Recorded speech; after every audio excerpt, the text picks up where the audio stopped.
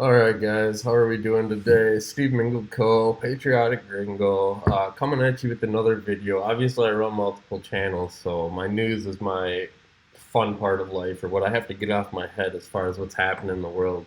Today, I want to talk about the whole cryptocurrency, Bitcoin, where things are, where they're going, and why a lot of people are or not moving away, but are being scared of traditional currencies such as the United States dollar. And after a week like this week, if you're not familiar, the stock market, they stopped selling stocks for GameStop and AMC Movies and a few companies because they were way undervalued. And people ate it up and they actually stopped the system because the big hedge funds were losing money. And it just kind of goes to show that everybody kind of, whether you want to admit it or not, the system's rigged. When they started losing money, they stopped it. And that's not how the open market's supposed to be. And that's why I think a lot of these cryptocurrencies and these Bitcoins and altcoins, Litecoins, all these Ethereums, they're all going to start to go higher and higher in value. And now, if you look just over the last month, things are pretty high. They're $34,000 as of today for a Bitcoin, and that's a large number. But if you just look over the last year, I mean, things have really taken off. They were down to 8, 9, 10 grand, and now we're holding a steady 30. And I think it's going to continue to rise because even looking at the 5 year peak, obviously there is a decline, and then things have just escalated.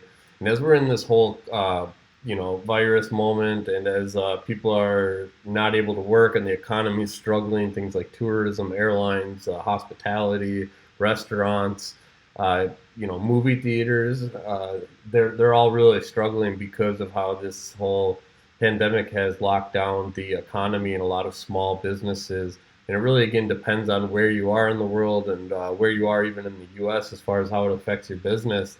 But I think that more and more people don't trust the dollar anymore because things have become out of control as far as how much people need to get by. So with that being said, I would say that altcoins are going to continue to rise. They're going to continue to go up. They're going to continue to be of value more and more as we continue to get into a period of time where people just don't trust the system. And then that goes into my final point, which is the whole new administration with the Biden administration. They're printing more money, they're giving more stimulus, they're taking more opportunities to try and pump the system full of money. And it's just, you can think that it's free money, that you just run the printers and it works, but the reality of it is that at the end of the day, I mean, if you have a real strong financial system, you have to believe that that money has to be paid back. And the truth is, they just keep going down and deeper in debt and spending more and more money and more taxes from the average American. It's becoming harder and harder to see a way out of all of this debt, especially as they get ready to pass almost another $2 trillion in stimulus, which is just going to absolutely, just flood the system with more dollars. And it's not a long-term goal. So let's see what Biden does with his next couple months and how things work and how to expect that. The system, the money itself is going to go more and more into these altcoins where the hedge funds and the governments and stuff don't have the control that they'd like to with a thing like Bitcoin. Now that goes in if the government starts to regulate, control it a little more. We don't know. There's a lot of problems even with Bitcoin. Money laundering, foreign governments that have a lot of it, things like that.